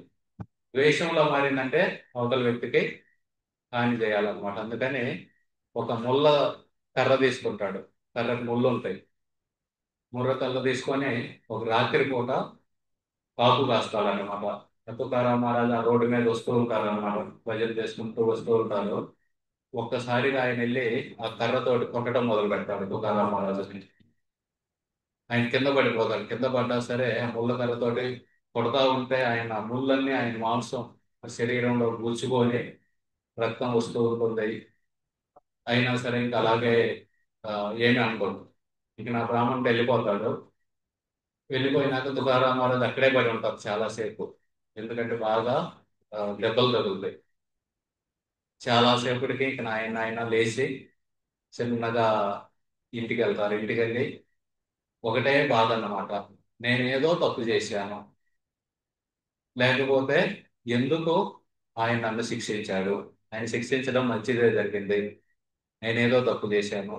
ఇందుకే గొప్ప వాళ్ళు ఎప్పుడు ఏది జరిగినా సరే ముందు తప్పు నా వైపు ఉంది అని అనుకుంటారనమాట. మనమేంది, ఫస్ట్ ఏది జరిగినా సరే ముందు చెయ్యి అటు చూపిస్తాం. తప్పు అక్కడ ఉంది. కానీ గొప్ప వాళ్ళు నేనే, నాలో ఏదో తప్పు ఉంది. అందుకే ఆ, ఈయన అందుకే యుధిష్ఠిర మహారాజు కూడా ధృతరాష్ట్రుడు ఇంటి నుండి వెళ్ళిపోతాడు. ఎందుకంటే విదురుడు చెబుతారు అనమాట, అరే నువ్వు మీ 100 కొడుకులు చనిపోయారు, అయినా సరే భీముడు కుక్కకు పెట్టినట్టు అన్నం పెడుతున్నాడు, అది తింటూ ఇక్కడే ఉంటున్నావు, ఇల్లు వదిలేసి వెళ్ళి ముక్తి కోసం ప్రయత్నించు, అడవికి వెళ్ళని చెబితే వెళ్ళిపోతాడు.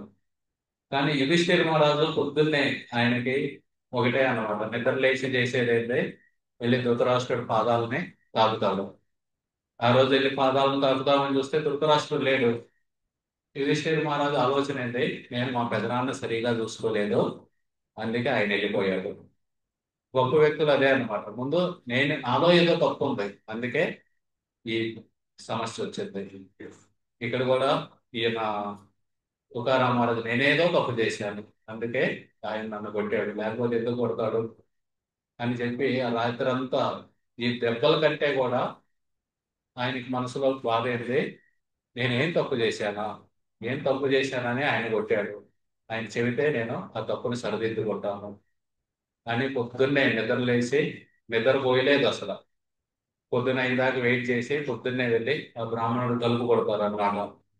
ఆ బ్రాహ్మణుడు కూడా రాత్రంతా ఒకటే బాధ, రాత్రంతా ఒకటే బాధ. ఏం బాధ, ఆయనకే లోపల నుండి పరమాత్మ చెబుతుంది అనమాట, నువ్వు తప్పు చేసావు అని. ఆ బ్రాహ్మణుడు కూడా నేను అనవసరంగా కొట్టానే, ఆయన ఏం చేశాడు, ఆయన నామం చెబుతున్నాడు, అందరికి భక్తి గురించి చెబుతున్నాడు, తప్పేం చేశాడు, దానికి కొట్టాలా, నేను తప్పు చేశానే ఆ బ్రాహ్మణుడు కుమిలిపోతున్నాడు రాత్రి అంతా. ఇక నెల్లి తుకారామరాజు తలుపు కొట్టి ఆయన తలుపు తీయగానే వెళ్ళి ఆయన కాళ్ళ మీద పడ్డాడు. కాళ్ళ మీద పడి, నన్ను ఎందుకు కొట్టారు మీరు, నేనేదో తప్పు చేసి ఉంటాను, దయచేసి నేను చేసిన తప్పు ఏదో చెప్పండి, నన్ను నేను కరెక్ట్ చేసుకుంటాను అంటే ఆ సమయంలో తుకారాం ఆ బ్రాహ్మణుడు చెబుతారు అనమాట, మీరేం తప్పు చేయలేదంటే యాక్చువల్గా నేను తప్పు చేశాను, అనవసరంగా మిమ్మల్ని శిక్షించాను, మీరు నన్ను క్షమించండి. ఈ విధంగా వాళ్ళిద్దరు ఒకరినొకరు క్షమాపణ అడిగి ఇద్దరు ఆ శుద్ధీకరణ అవుతారు అనమాట. దాని తర్వాత తుకారాం మహారాజ్కి ఒక బర్రె ఉంటుంది అనమాట, గేదె అంటాం. ఆ గేదె పాలు ఆ రోజు తీసుకెళ్ళి భగవంతుడికి నైవేద్యంగా పెట్టి అక్కడే ఎవరన్నా ఉంటే వాళ్ళకి పంచి పెట్టుకుంటారు అనమాట. ఆయనకి మా పిల్లలు వేరే వాళ్ళ పిల్లలు ఏముండవు అన్నమాట. పిల్లలు అంటే పిల్లలు వాళ్ళు ఉన్నాయి, వాళ్ళకి కావాలి, ఇచ్చేయడం అంతే. వాళ్ళ భార్యకి నచ్చదు అది. వాళ్ళ భార్యకి నచ్చదు అదే పిల్లలకి ఇవ్వాల్సిన పాలు అవన్నీ రోజు తీసుకెళ్ళి ఆ రాతి బొమ్మకి నైవేద్యం పెడతాడు. మళ్ళీ తీసుకెళ్ళి అక్కడే పంచి పెడతాడు. రాతి బొమ్మ అనుకోదులే, ఆమెకు కూడా తెలుసు. ఆమె కూడా భక్తురాలే, కాకపోతే ఆమెకి కుటుంబం మీద ప్రేమ ఎక్కువ అన్నమాట. ఆ ప్రేమ, భగవంతుడి మీద ప్రేమని కొంచెం ఒక్కోసారి ఇది అవుతుంది అనమాట. ఇక అందుకని చెప్పి ఒక రోజు రోజు నైవేద్యం పెడతావా, ఈసారి చూడు ఈ విఠల దేవుడికి నేను మూతి కాలుస్తాను అని చెప్పి పాలు మరగబెడుతుంది అనమాట ఆమె. బాగా మరగబెట్టి ఇది గుడ్డ ఉంటుంది కదా, ఆ గుడ్డతోటి కొట్టుకొని వాళ్ళ ఇంటి నుండి పరిగెడుతుంది. ఎప్పుడు ఆరిపోతాయో వాళ్ళు చెప్పు పరిగెత్తుకుంటూ వెళ్ళి విఠల దేవుడికి నోటి కానిచ్చేది అనమాట. విఠల దేవుడు కూడా భయపడతారు. అమ్మో ఎంత వేడి వేడి పాలు తెస్తుంది, ఇంత వేడి వేడి పాలు తెస్తుందని వెనక్కి జరుగుతారు. ఎంత వెనక్కి జరుగుతారు, విగ్రహం రూపంలో ఉన్నారు కదా, మరీ ఎక్కువ జరగరు, కొంచెం వెనక్కి జరుగుతారు. అయినా సరే ఆమె తీసుకెళ్ళి నోటి కనిపించింది. ఇప్పుడు కూడా మీరు దేవుడికి వెళ్తే విఠల దేవుడి మూర్తికి ఇక్కడ కొంచెం ఖాళీ ఉంటుంది, నల్లగా కొంచెం సొట్టు ఉంటుంది. మూర్తి స్ట్రైట్ గా ఉండరు, ఇలా వెనక్కుంటారు. ఎందుకంటే ఆమె వచ్చినప్పుడు వెనక్కి జరిగారు, అమ్మో ఇది వేడిపోవాలని చెప్పి. సో ఆ విధంగా ఆ విఠల దేవుడు తుకారాం మహారాజ్ తోటి ఎన్నో ఆ లీలలు రోజు ఆయన రోజు ఒక కొండ మీద కూర్చుంటారు అనమాట. కొండ మీద కూర్చుంటే వాళ్ళ భార్య రోజు ముందు భర్త తిన్నాకే ఆమె తినేది. సో ఒక తట్టలో ఇవన్నీ బాకరీ, నాకు తెలియదు ఏం తినేవాళ్ళు అప్పట్లో. మోస్ట్లీ ఇయ్యే తింటారు, బాకరీ, పిట్ల, ఇవి అవన్నీ ఒక తట్టలో వేసుకొని వెళ్ళేది అనమాట ఆమె. వెళ్తూ వెళ్తూ ఉంటే ఒక రోజు ముళ్ళు గుచ్చుకుంది ఆమెకి. ముళ్ళు కూర్చుకొని పెద్ద ముళ్ళు కూర్చొని అక్కడే కూర్చుంటారు అనమాట. అప్పుడు విఠల దేవుడు ఒక చిన్న గోపాలుడి రూపంలో వచ్చి ఆ ముళ్ళు తీసి వెళ్తారనమాట. వెళ్తే ఇక్కడ ఆమె జరిగిందంతా చెబుతుంది అనమాట. ఆ అబ్బాయి ఎలా ఉన్నాడు ఇవి అన్నీ అడిగి ఆ తుకారాం చెబుతారు అనమాట. యాక్చువల్గా కృష్ణుడే వచ్చి నీ ముళ్ళు తీశాడు, ఇక నుండి నేను ఈ కొండ మీద కూర్చోను, మనం భగవంతుడికి సేవ చేయాలి కానీ భగవంతుడి నుండి సేవ చేయించుకోకూడదు. నేను ఇక్కడ ఉండబట్టే కదా నువ్వు వస్తున్నావు, నువ్వు రావబట్టే కదా నీకు ముళ్ళు గుచ్చుకుంది, అప్పుడు భగవంతుడు వచ్చి తీయాల్సి వస్తుంది. రేపు నుండి నేను ఇంటికి వచ్చి చేస్తాను లంచ్, నేను కొండ మీద ఉండను అని చెబుతారు అనమాట. ఆ విధంగా ఆ ఇంకోసారి ఆయన ఏమీ లేక ఇంట్లో ఉన్నవన్నీ పంచిపెడుతూ ఉంటారు. ఇంట్లో ఏమీ లేక ఏదో ఒక ఉద్యోగం చేద్దామని వెళ్తే జనాలు ఎవరు ఉద్యోగం కూడా ఇవ్వరు. ఉద్యోగం కూడా ఇవ్వకపోతే ఎందుకంటే మీరు సాధువు అండి, మీకెలా ఉద్యోగం ఇస్తాం, మీకు ఏది కావాలంటే అది తీసుకెళ్ళండి మా ఇంటి నుండి. ఆ విధంగా దేగులో ఎవరు ఉద్యోగం వేయరు ఆయనకి. మీకు కావాల్సినవి మీరు తీసుకెళ్ళండి కానీ మేము మిమ్మల్ని పనిలో పెట్టుకోం, మీరు గొప్ప సాధువు అని. అందుకని వేరే ఊరు వెళ్ళి పంట పొలాలకి కాపలా ఉంటారు కదా, ఆ ఉద్యోగం చూస్తారనమాట. ఆ పంట పొలాలకు కాపలా ఉంటే ఆయన ఈ పక్షులు రాకుండా, జంతువులు రాకుండా ఆ కూర్చొని ఉన్న సమయంలో ఆయన భజనలో పాడుతూ ఉంటారు. ఆవులు వచ్చి మేసి వెళ్ళిపోతూ ఉంటాయి పొలంలో. జొన్నలు జొన్నలు వేస్తారనమాట. ఇక ఆయన తర్వాత కొన్ని రోజులకి ఆ రైతు వచ్చి చూస్తాడనమాట. అరే నువ్వు కాపలా కాస్తున్నావా, ఏం చేస్తున్నావు, నువ్వేదో పాటలు పాల్గొంటున్నావు, ఈడ మొత్తం పొలం అంతా నాశనం అయిపోయింది, 25 బస్తాలు రావాల్సిన ఈ 2 బస్తాలు కూడా రావు ఇప్పుడు. సరే వెయిట్ చేయి, ఈ ఎంత అయితే లాస్ అయిందో, నాకైతే 17 25 బస్తాలు పడుతుంది. నేను నంబర్లు చెబుతున్నాను, ఎగ్జాక్ట్ గా అంత కాదు, మీకు అర్థం కావడం కోసం. ఆ, 2 3 బస్తాలు వచ్చినాయి అనుకోండి, మిగతా 22 బస్తాలకి ఎంత నష్టం ఉందో అది నువ్వు ఇళ్ళమ్మి కట్టాలి అని చెబుతారు అనమాట. ఈయన సరే అంటారు. సరే అని చెప్పి చివరికి కోత కోసి వాళ్ళు కొడితే 200 బస్తాలు వస్తాయి. 10 రెట్లు ఎక్కువ వచ్చింది. ఆ పల్లెటూరులో ఉన్న వాళ్ళందరూ వచ్చి చెబుతారనమాట, నువ్వు లెక్క ప్రకారం నీ పాటికి నువ్వు తీసుకో, మిగతావన్నీ తుకారాం మహారాజు అని చెబుతారనమాట. ఆ విధంగా అవన్నీ అమ్మి ఆ డబ్బుతోటి దేశంలో ఉన్న మందిరాన్ని నిర్మించారన్నమాట. ఆ విధంగా ఈ పండగపూడి గ్రామంలో మనం వచ్చాము.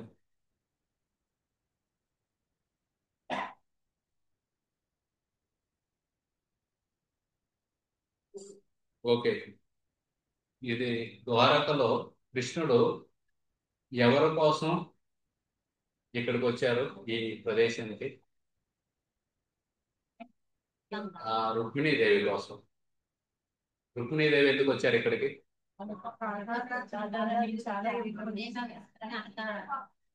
రాధారాణి తోటి ఎంత ప్రేమగా ఉంటున్నారు, మాతోటి ఎప్పుడు ఎంత ప్రేమగా లేదు అని.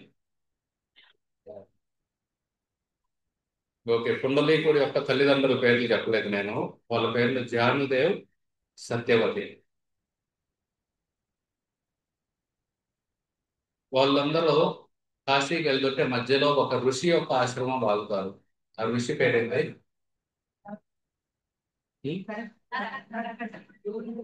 కక్కుట. కక్కుట ఋషి.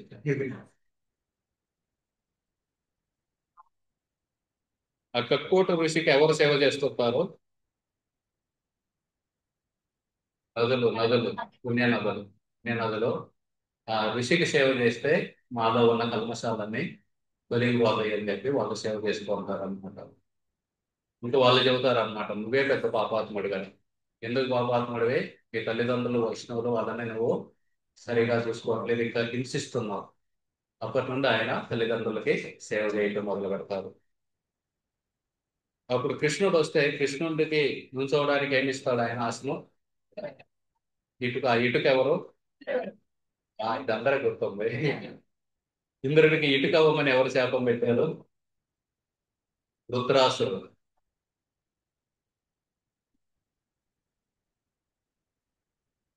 ఇలా నడుము మీద ఏళ్ళు పెట్టుకొని ఏమి చెబుతున్నారు భగవంతుడు? ఆ నా శరణం తీసుకుంటే నీకు ఈ సంసారం ఇంతలోతే. ఇంతలోతుంటే ఎవరైనా దాటేయచ్చు. లేకపోతే చంద్రబాబు కూడా దాటలే మనం, మనకి ఓటు కావాలి.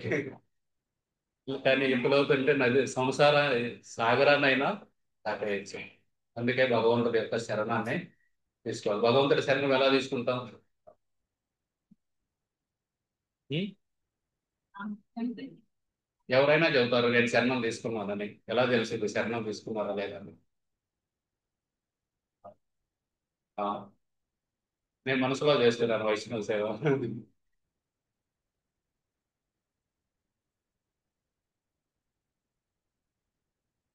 మనం భగవంతుడి శరణాగతి తీసుకున్నాడు. లక్ష్మీదేవి చెప్తున్నారు. మనసులో ఉంటే ప్రేమ అది బయటకు కూడా రావాలి, వస్తుంది. చిన్నపిల్లాడు పుట్టారనుకోండి, పొద్దున్నే నిద్ర లేవాలంటే తల్లికి చాలా కష్టంగా ఉంటుంది.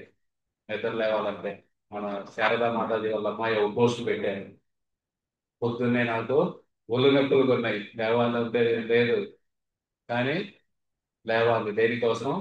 పిల్లాడు ఉన్నాడు నా కోసం, ఆ పిల్లాడికి ఇంకెవరు లేరు, ఆయన కోసం నేను లేవాలి, సేవ చేయాలి.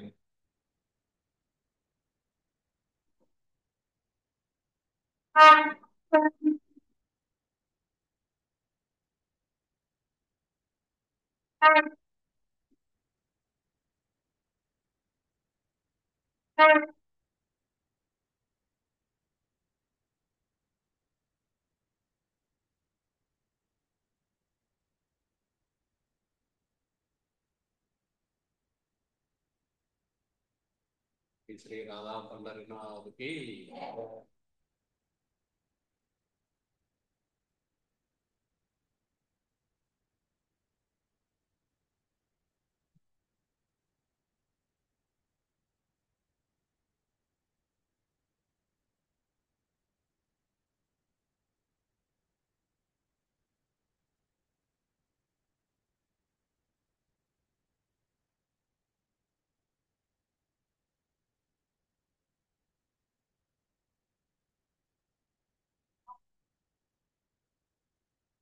విఠల దేవుడు రెండు చేతుల్లో ఏం పట్టుకున్నారు? పద్మము, శంఖం. ఆయన ఛాతి మీద ఏముంది? భృగుముని యొక్క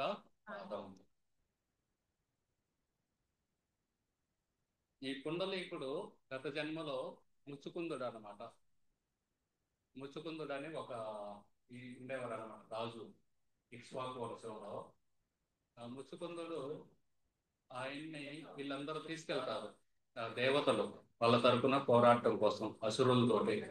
మనకు కూడా ఒకసారి ఆ, అమెరికా వాళ్ళు మన ఇండియా ఇంజనీర్లు తీసుకెళ్తారు. అలాగా ఈ దేవతలు ఈ ముచ్చుకుందని తీసుకెళ్లారన్నమాట మా తరపున పోరాడని. అది ఒక రోజు కాదు, 2 రోజులు కాదు, సంవత్సరాల తరబడి యుద్ధం జరిగిందన్నమాట. నిద్ర లేదు ఆయనకి. రేయి పవలు చేసి చేసి చేసి చివరికి వాళ్ళు యుద్ధంలో గెలిచారు ఎన్నో సంవత్సరాల తర్వాత. అప్పుడు ఇంద్రుడు అడుగుతారు అనమాట ఏదో ఒక వరం తీసుకొని. అప్పుడు ఈ ముచ్చుకుందుడు అంటాడు, బాగా అలిసిపోయి ఉన్నాడు అనమాట. ఎంత అలిసిపోయి ఉన్నాడంటే, ఈ సమయంలో నాకు కావాల్సింది ఒకటే నిద్ర. ఎన్నో రోజులు నిద్ర లేదు, నాకు నిద్రపోయే అవకాశం ఏంటంటే ఎలా అంటే నన్ను ఎవరో లేపకూడదు. నన్ను కనుక ఎవరన్నా లేపారు అనుకోండి వాళ్ళు భస్మం అయిపోవాలి. ఆ విధంగా వరమే ఉంటారు. సరే అని నిద్రపో అని చెప్పి ఇంద్రుడు ఎక్కడో మారుమూల గుహలో, ఎవ్వరూ వెళ్ళరు అక్కడికి, అటువంటి ప్లేస్ లో ఇస్తారనమాట. వెళ్ళి ముచ్చుకుందలు పడుకుంటారు అక్కడ. మా గుడిలో కూడా ఒక ముచ్చుకుంద హాల్ అని పెట్టారు. మాతాజీ ఈ లడ్డూలు చేస్తారు అక్కడ. ఎందుకంటే బ్రహ్మచారులు కూడా అలిసిపోయి ఉంటారు కదా, అక్కడికి వెళ్ళి పడుకోండి, మిమ్మల్ని ఎవరు డిస్టర్బ్ చేయరు. ఆ ముచ్చుకుంద ఎవరైనా డిస్టర్బ్ చేశారంటే భస్మం చేయండి. ఆ విధంగా అన్నమాట. వీళ్ళు అంటే ఇక నాకు పడుకొని అందరు కలిసి పడుకుంటారు కదా, అలారం అలారం పెట్టకూడదు అక్కడ. ఒకసారి మా టెంపుల్లో రాత్రిపూట అలారం పెట్టారు అనమాట. అలారం పెట్టిన ఆయన లేవలేదు, అందరు లేచారు. మిగతా వాళ్ళందరూ అలారం పెట్టిన ఆయన పడుకొని ఉన్నాడు. ఒక అతనికి, ఒక బ్రహ్మచారికి ఎంత కోపం వచ్చిందంటే తీసుకెళ్లి అలారం తీసుకొని ఆ బాల్కనీ దగ్గరకు వచ్చి మెయిన్ రోడ్డు మీద విసిరేసాడు అలారం. ఆ మెయిన్ రోడ్డు మీద పడి పై డొప్ప కింద డొప్ప అన్ని ఇరిగిపోయినాయి. దురదృష్టం ఏంటంటే అది ఆగలేదు, ఆడ కూడా మోగుతానే ఉంటుంది రోడ్డు మీద పడి. సో ఆ విధంగా ఈ ముచ్చుకుంద ఆ, మహారాజు కూడా నేను ఎవరో నిద్ర లేకపోవడదు ఆయన అక్కడ కొడుకున్నాడు అనమాట. సంవత్సరాల తరబడి నిద్రపోయాడు, యుగాల తరబడి నిద్రపోయి చివరికి కృష్ణుడు, ఆయన కూడా గొప్ప భక్తుడు ముచ్చుకుంటుడు, ఆయన మీద కృప చూపించాలని చెప్పి కృష్ణుడు వెళ్తాడనమాట. ఒకసారి మధురాలో జరాసింధుడు కాలయవనుడు అని ఇద్దరు రాక్షసులు ఒకసారి దాడి చేస్తారు. అప్పుడు కృష్ణుడు అక్కడ నుండి పారిపోతారు అనమాట, భయపడిపోయినట్టు. ఈ కాలయవనుడు అనుకుంటాడు, ఏ చూడు నన్ను చూసి భయపడుతున్నావు నువ్వు, ఆ, యుద్ధంలో పారిపోతున్నావు. అందుకే కృష్ణుని రణచోడు అంటారు. రణచోడు రాయి, రణచోడు రాయి అంటే యుద్ధం నుండి పారిపోయే వ్యక్తి. కృష్ణుడు ఏం చేసినా ఆయన గొప్ప కీర్తి పెరుగుతూనే ఉంటుంది. దొంగతనం చేసి కీర్తి పెరిగింది, యుద్ధం నుండి పారిపో కీర్తి పెరిగింది. సో ఆ విధంగా ఆయన పారిపోతూ ఉంటే ఈ కాలయవనుడు వెనకాల పరిగెడుతూ ఉంటాడు, కృష్ణుడు నడుస్తూ ఉంటాడు. ఆయన నడుస్తూ ఉంటాడు, ఈయన ఎదురేగాలు పరిగెత్తుతాడు. కానీ ఇద్దరి మధ్యలో గ్యాప్ ఎప్పుడు ఉంటూనే ఉంటుంది. అందుకే కేవలం యశోదామయ్య లాంటి భక్తి ఉన్న వాళ్ళు మాత్రమే ఆయన పట్టుకోగలరు, ఆయన్ని కట్టివేయగలరు. రాక్షసులు ఎంత ప్రయత్నించినా సరే ఆయన్ని తాకలేరు అనమాట, ఎంత పరిగెత్తినా సరే తాకలేరు. ఆ విధంగా కృష్ణుడు వెళ్ళి వెళ్ళి వెళ్ళి ఆ ముచ్చుకుంద మహారాజు ఎక్కడైతే పడుకున్నారో అదే గుహలోకి వెళ్ళి దాక్కుంటారనమాట. దాక్కునే ముందు ఆయన ఉత్తరీయం ఉంటుంది కదా, ఆ ఉత్తరీయ ముచ్చుకుంద మహారాజు మీద తప్పుతారు. ఈ కాలయవనుడు పరిగెత్తుకుంటూ వచ్చి చూస్తాడనమాట. చూసి అరే ఈయన నా నుండి పరిగెత్తుకుంటా వెళ్ళి ఇక్కడ నిద్రపోతున్నాడు కృష్ణుడు అనుకుంటాడు ఆ పడుకున్న వ్యక్తి. ఈయన నుండి ఇంత దూరం పరిగెత్తుకుంటూ వచ్చి నిద్రపోతున్నాడు, అసలు సిగ్గు లేదు అని చెప్పి కాలుతో తనకాడు అనమాట. కాలుతో తనకలోనే ఆ శాలువా తీసి ఎవరు లేస్తారో ముచ్చుకుందా లేస్తాడనమాట. లేచి కళ్ళు తెరవగానే ఆయన కళ్ళలో నుండి నిప్పులు వస్తాయి. నిప్పు వచ్చి ఈ కాలయవనుడిని కాల్చి వేసుకుంటాం అనమాట. ఇంకా కాలయవనుడు చూస్తాడనమాట, చుట్టూ చూస్తే భగవంతుడు ఉంటారు. ఓ భగవంతుడు ఉన్నారని చెప్పి ఆయన ప్రార్థన చేసి మీకోసమే నేను పరితపిస్తుంది అని చెప్పి ప్రార్థన చేసి బయటకు వచ్చి చూస్తారనమాట. బయటకు వచ్చి చూస్తే మనుషులందరూ మనలాగా చిన్న చిన్న వాళ్ళు ఉంటారు. ఆయన పెద్ద ఎత్తుంటాడు. ఎందుకంటే యుగాలు మారిపోయినాయి. చిన్న చెట్లు చిన్నగా ఉంటాయి, మనుషులు చిన్నగా ఉంటారు. ఆయన అంటే వీళ్ళతో నేను ఉండలేనని చెప్పి ఆయన వెంటనే హిమాలయాలకు వెళ్ళి ఆ, తపస్సు చేసి అప్పుడు భగవంతుడు ప్రత్యక్షమై చెబుతారనమాట. ఈ జన్మలో రాలేవు నువ్వు, ఇంకా కొంచెం శుద్ధీకరణ అవ్వాలి నీకు. వచ్చే జన్మలో నువ్వు నన్ను పొందుతావు అని చెబుతారనమాట. ఆ వచ్చే జన్మే కుండలీకుడు. తర్వాత కుండలీకుడుగా ఈ పండరీపురంలో పుడతారు. ముందులో కొంచెం దుష్టుడుగా ఉంటాడు. తర్వాత నదులు అవన్నీ చెప్పినాక భక్తుడిగా మారి ఆ జన్మలో ఆయన జీవితాన్ని ఆ, పరిపూర్ణత సాధిస్తాడనమాట. పాండురంగ అష్టకం ఎవరు రాశారు? ఆ? శంకరాచార్య. ఈ మూర్తి ఎవరు చెక్కిన మూర్తి కాదు, విఠల దేవుడి యొక్క మూర్తి. భగవంతుడు ఆ ఇటుక మీద నుంచొని ఉన్నారు కదా, ఆ విధంగా ఆయన మూర్తిలా మారారు. అందుకే తుకారాం మహారాజ్ చెబుతారనమాట, ఎవరైనా సరే విఠల దేవుడి మూర్తి శిల్పితో చెక్కిన మూర్తి అని చెప్పారంటే వాళ్ళ నోట్లో పురుగులు పడతాయి అని. అంత కఠినంగా చెబుతారు. ఎందుకంటే ఆయన చూస్తున్నారు కదా, అరే ఈయన చెక్కిన మూర్తి కాదు, భగవంతుడే, సాక్షాత్ భగవంతుడు అని.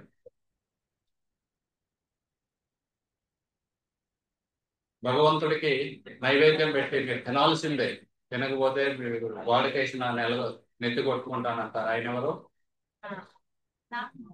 నామదేవుడు, సంత నామదేవుడు. ఇక ఆయన ఇలా చెబుతున్నారని చెప్పి చివరికి భగవంతుడు సాక్షాత్తు మూర్తిని తింటున్నారన్నమాట ఆయన పెట్టిన నైవేద్యం.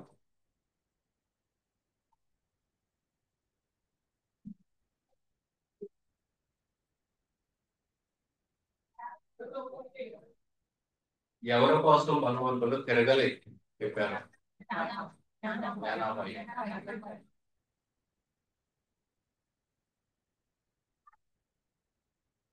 ఎవరికి తెగిపోయిన చేతులు తిరిగి వచ్చింది? ఆ గోరా కుంభాన్ని. గోరా కుంభాన్ని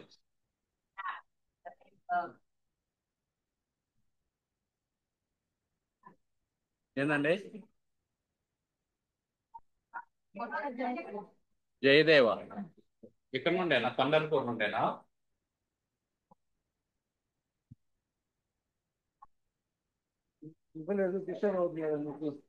మీరు తెలుగు వాళ్ళేనా?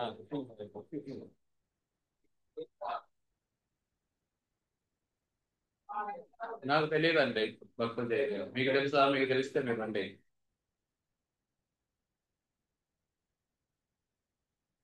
మీకు తెలుసా? రండి.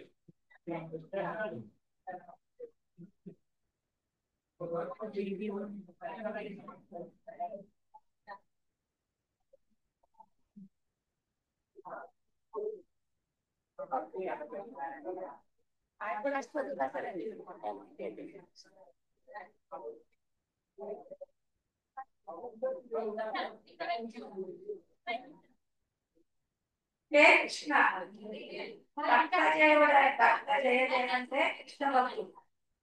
ఆయన అభిమానం కృష్ణనే స్మరణ చేసేవాడు. పాటలు ఆయన భార్య ఆయన ఉద్యోగి అయితే వ్యాపారం రాకుంటే అప్పుడు రాజధాని తీసేదైంది. తోడుకుంటే రాజధానికి అడిగారు. వెళ్ళాక ఆ రాజధాని ఇచ్చిన పొద్దుతో ఆయన ఎలాగైతే చేస్తారని తీసుకెళ్ళారు. రాజుగారు కూడా వెళ్ళారు. వెళ్తే రాజుగారి భార్య ఈ భర్త లేదా భార్య కూర్చున్నారు. కూర్చుంటే అప్పుడు రాజుగారు మామూలు చనిపోయారు. చనిపోతే అప్పుడు ఈ భర్త చేయడం మన అవుతానే ఇంకా భార్య బతికే ఉండే కాదు. రాజుగారు తప్పుడు భార్య 10 నిమిషాల్లో చనిపోవాలి అన్నారు. అంటే అప్పుడు ఈ రాజుగారి భార్య ఏం చేసింది, ఎలా అంటారా అని రాజుగారి భార్య కదా రాణి గారు కదా అనుకుని ఎలా అంటే భక్త చేయగారు రాజుగారితో వెళ్ళారని ఈవిడ ఉన్నాగట్టి భక్త చేయడం భార్య దగ్గరికి వెళ్ళి దాసి పంపి మీ ఆయన గారు కూడా చనిపోయారని చెప్పింది. చెప్తే అప్పుడు ఆవిడ 10 నిమిషాల్లో ప్రాణం వదిలేసిన. వదిలేస్తే భక్తి గారు రాజుగారు వచ్చారంట. ఏంటి అని అడిగారంట. అడిగితే ఎలా జరిగింది ఇప్పుడు చనిపోయిందంట. అప్పుడు ఈ నవంగాలో రాశారు పాట. రాస్తే అప్పుడు ముందు ఒకసారి రాసి ఆయన ఎలాగంటే రాసేసి రాగమ్మ వాళ్ళు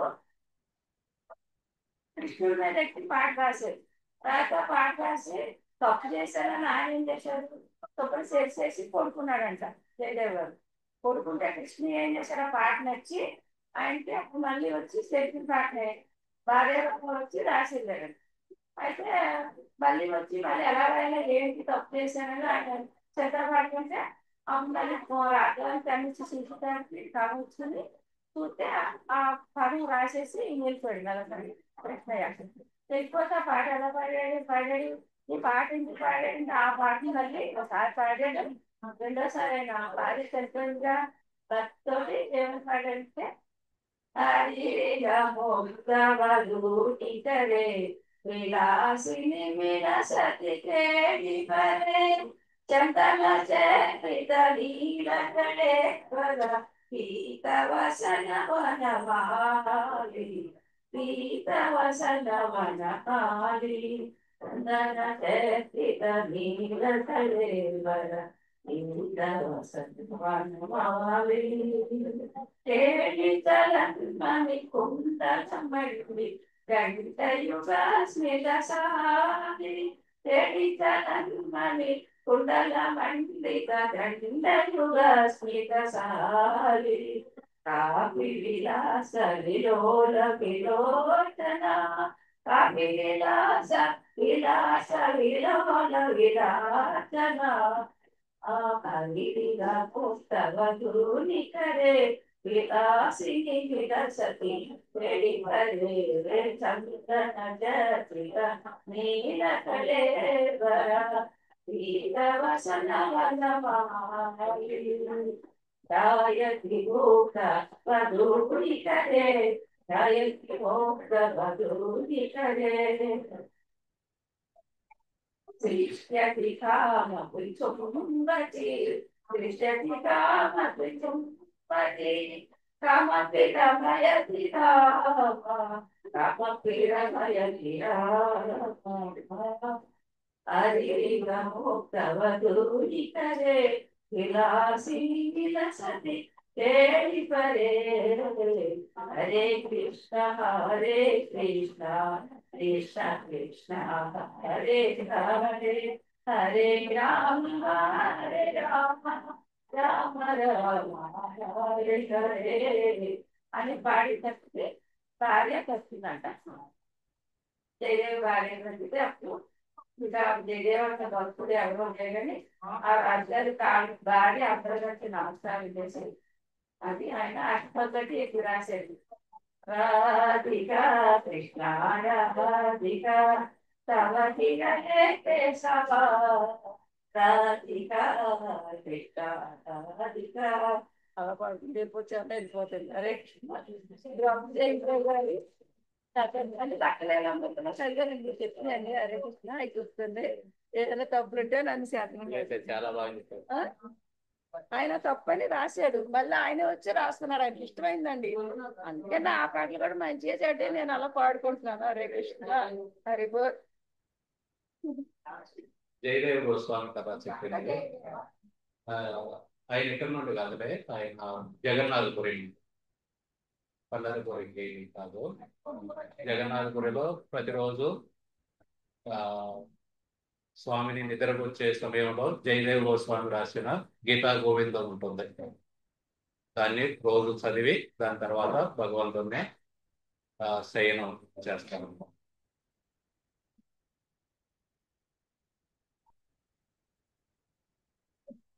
ఓకే రెడీ. ఇప్పుడు మనం ఒక చిన్న డ్రామా ఉంటుంది, తుకారాం మహారాజ్ యొక్క లీల మీద మన యూత్కి డ్రామా చేస్తాం.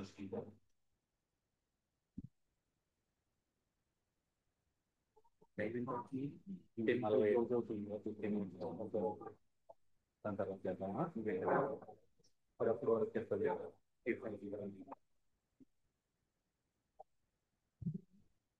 డాన్సింగ్ కీర్తన ఇప్పుడు డాన్సింగ్ కీర్తన ఉంటుంది డాన్సింగ్ కీర్తన డాన్సింగ్ కీర్తన ఉంటుంది అందరూ లేచి సర్కిల్స్ లా ఫామ్ చేసి డాన్స్ చేయాలి हाँ हाँ वही वही कर रहा है हाँ